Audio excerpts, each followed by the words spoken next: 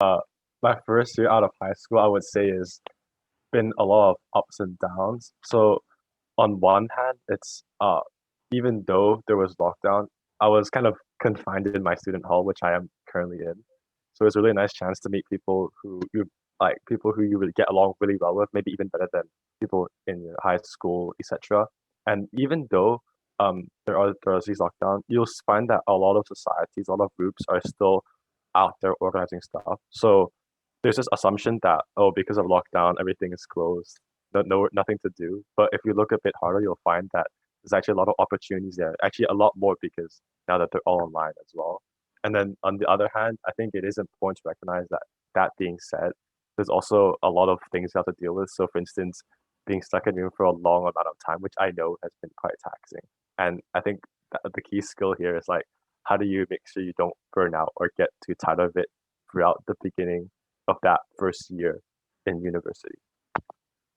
I think I mean, and Nick and I had a similar experience with COVID lockdown and living in London. But yeah, just to build on what Nick said, I think the main takeaway was opportunity. So you don't actually realize how much opportunity you have being a university student. There's a lot of societies to join, a lot of different people with different interests that are there. So it's up to you to sort of pursue your interests and find your interests, and then find the subsequent societies or groups of people that are interested in what you are, and then obviously connecting with them. So the lockdown, some people think it's a little bit more sort of, you're more isolated, but you're really not. I think we have social media, we have different platforms to engage with others. So I think you should really take advantage of that. And I think that's what I did. I'm sure that's what Nick did too. So Kitty's first year must be more exciting. Is it more exciting? Yeah, so I feel very fortunate now, looking back. So I graduated in 2016. And then, yeah, just to give you guys a little bit background on myself. So I graduated from Renaissance College, RCHK. And then I went to university in Hong Kong University of Science and Technology. So I've been in Hong Kong all this time, currently also working in Hong Kong, so just working from home. So for my first year, it was really exciting. I actually was just really happy to finally be in university and be in a new environment, get to try new things. Although it's in the same country, but I think that going into university was really an opportunity for you to explore yourself and try things that you didn't try in high school. I was a little bit more career oriented than a lot of my friends or peers. I think it's also coming with the fact that I went to HKUST, which is notoriously kind of career oriented. So, but still, for my first year, I think I just really had a lot of fun joining a lot of societies. So Nick and Kayan also mentioned societies. I think one thing that you should 100% make the most out of while you're in university is joining all the student clubs, trying to get to know people, just putting yourself out there, especially year one. My experience is that people are super friendly and everybody just wants to find a friend. Like literally any freshman just wants to find a friend, so don't be shy.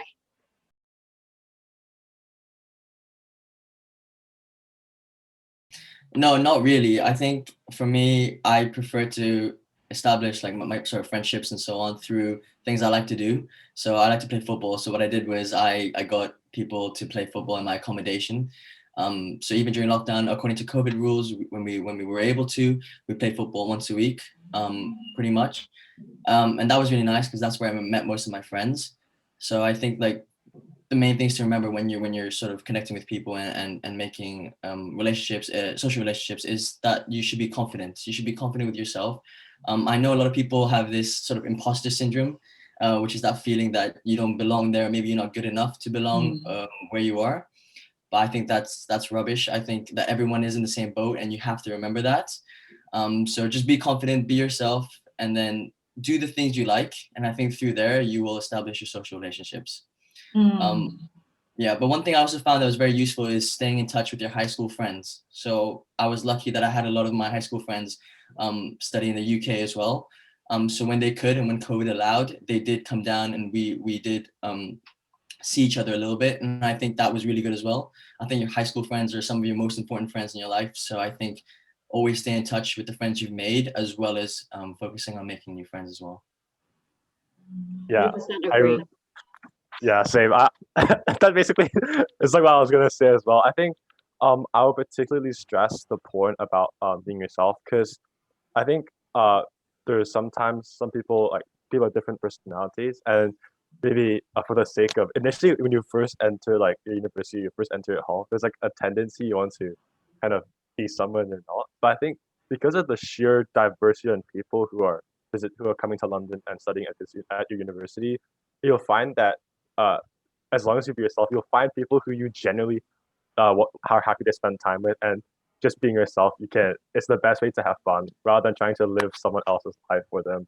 So I would say that's the main thing. And another thing that for me personally I found was a good way was to bring together different groups of people. So for example, a close friend I met at a hall I also had friends that I got along quite well. So we'd go together to visit different parts of London or go do cycling together, etc. So in that sense, while it's good to keep your high school friends and also make new ones, don't be afraid to kind of reach out a bit more and establish a larger group of network over the years. And Kitty, are you still in contact with your university friends? Yeah, so just wanted to echo on their points a little bit. Honestly, for me personally, and obviously it varies per person, for me personally, my closest friends are my friends from high school. And the reason why is because we've been friends for 10 years. I know them so well. We grew up together, and your high school friends just know you. Like, it's very different. The relationship that you have with your high school friends versus your university friends, and now with my colleagues. I think high school friends or primary school friends even, because I know that a lot of ESF schools, the primary and secondary school is linked. Your school, the friends that you meet while in school are the most precious, in my opinion, because that is when everybody was the purest and you don't have any false intentions. So just to like let you in on the secrets of adult life, some people would try to be friends with you to get something out of you. And this happens in university as well. Like, I don't know if people want to steal your notes or whatever it is, you get your lecture notes. But I think high school is really when everyone is the purest and you know people for who they really are. I'm not saying that people don't change, because I have also met up with friends who've changed dramatically for the better. But I'm just saying, hold on to your friendships and don't be like, oh, just because you're in a really cool university, then throw away your old friends. I really would advise against that. But obviously, of course, university is also an opportunity to meet lots of different people. So just make the most out of the time as a student before you start working like me, Jack, and Eva.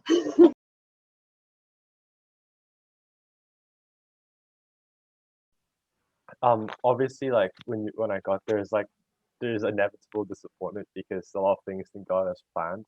But then I feel like it was also nice to see that as an opportunity to since it was online, I could maybe find it easier to try out more things at the same time. So I tried doing some online volunteering, like helping some NGO do some grant research, while at the same time I was able to do like some social consulting project, and but also at the same time maybe help join some like MUN society. So I think like for me, the main takeaway was that, and the best way to make the best use of it is it's like the mindset change. It's like rather than this is locked down, nothing I can do. It's like it's locked down. That's good. I can now do multiple things at once, and then being willing to like reach out to people, reach out to society, especially because it's online, right? You don't need to have the pressure of like talking to them face to face. So it was also quite easy, and I think that's one of the best ways to make the best use of this time, especially during like COVID and everything. That's very positive. How about Kayan and Kitty? What's your Yeah, so for me, yeah, similar to what Nick said, it's proactivity. I think that's a key takeaway.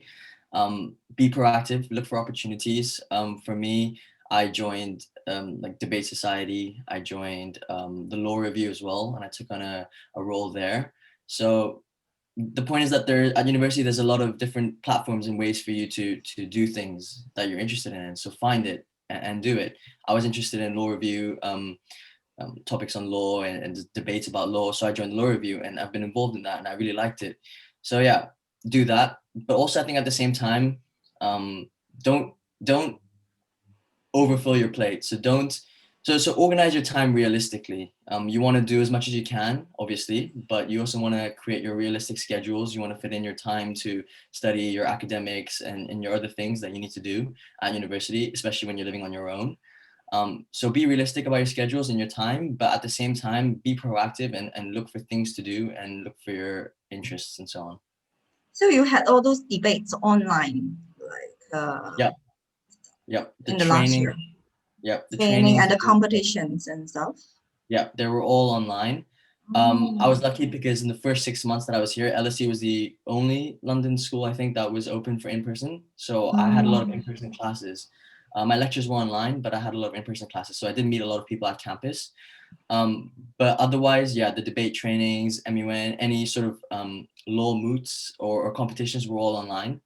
I mean, you can say it's might not be as good as in person, but it definitely allowed a lot more people to come through and a lot more people to gain confidence. So I think, yeah, there is a positive to take away from that, although it wasn't necessarily face-to-face. How Kitty, what society actually you joined in UST?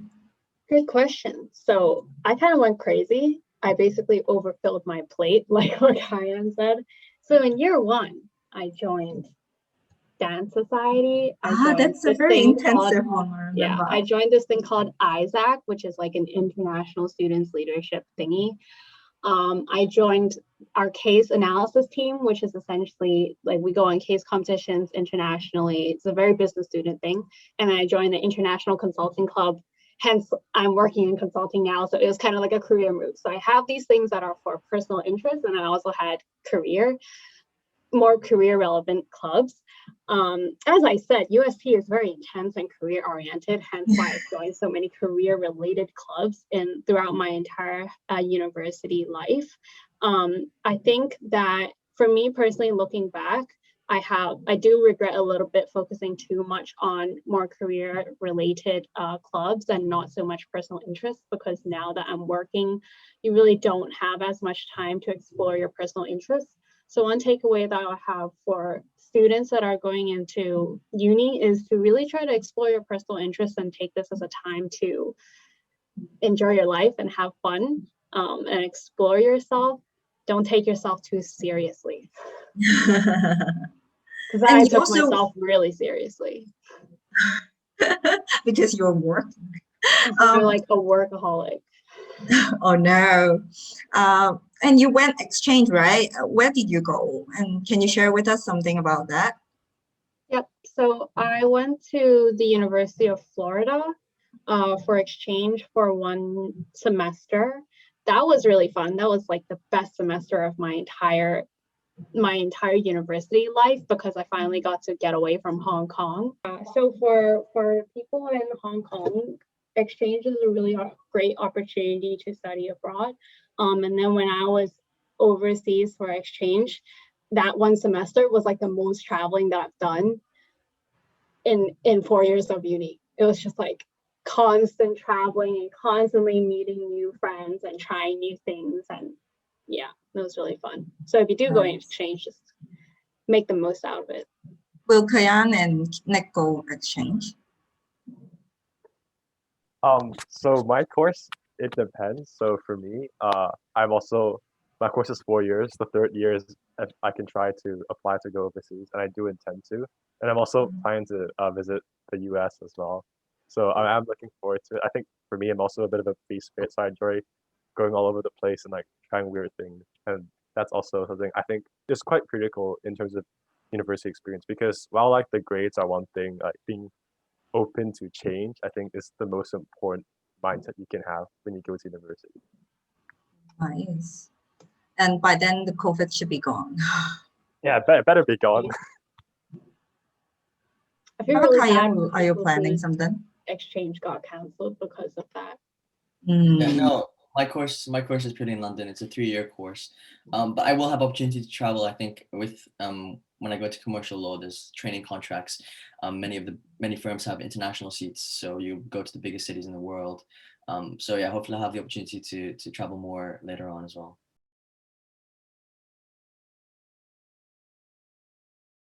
So yeah, obviously in university you have a lot more independence. No one's gonna tell you what to do. Whether that's a good thing or a bad thing is up to you and how you handle it. So for me, I think the first thing is don't be afraid to ask. You're going to be on your own. You're going to, especially in COVID, when lectures are online and classes are online, it's up to you whether you do the work and whether you attend. No one's going to follow up or sort of punish you if you don't show. So yeah, be involved. Make sure you do work and attend your lectures and classes, but also don't be afraid to ask. Don't be afraid to set up sort of office hours with your teachers. Don't be afraid to ask your peers or your friends, classmates, because at the end of the day, you want to get as much help as possible, and you want to make sure that you're on top of content. The only way to do that is to be proactive and ask, because no one is going to come to you with help. I think another thing is setting yourself a schedule, a timetable. So what I found helpful was setting a timetable that was similar to school, where I try to get most of my work done before 3 p.m. or 4 p.m., whatever it is. I think that's a really good way to like set habits and consistency, and I think you'd be the most productive if you do that. Yeah, yeah. One more thing that I thought was really good as well was reaching out to mentors. So at university, you'll have a lot of opportunity to talk to and meet older students, and I think that's actually great because I have a lot of connections with older students. I keep in touch with a lot of older students that I just met, and they really help me out a lot, especially with exam preparation, which I'm doing right now. They've given me a lot of tips and tricks, which I think were really helpful. So I think, yeah, reach out to older people. They will be happy to mentor you. So yeah, keep those things in mind when sort of setting an academic rhythm. For me, like in terms of academic, it depends on your course, right? So if it's like like STEM, like nuclear physics, then yeah, there's a lot of work. But I think another key thing is to think about what you want from like the academic side, because the thing is, right, there's different types of people you meet at uni. So people are in it to get like the highest possible grade and they'll achieve it at any possible cost. Some people are kind of just there for the memes and the games, so they're just kind of just breezing. Some people are kind of for me in between. It's like I do want to get a good grade, but I don't want to let that limit the other things I want to experience at uni. So I think the question you want to ask yourself is, what kind of experience am I looking for? And then based on that, adapt your response to your academics properly. So for me, that means I'll do the work that's needed, but also make sure that it doesn't overstep into other things I'm doing, like societies or volunteering or hanging out. So I think I know that all of us here at ESF, academic standards are very high, and that's great because it means that when you get to university, you have that much more time to explore the other parts of yourself that you didn't get to see during your secondary school. And I guess that's the key takeaway, is not to let academics are important, yes, but you can't let it take over the other parts of yourself that you're trying to build in uni. Yeah, agree with what they said, pretty much.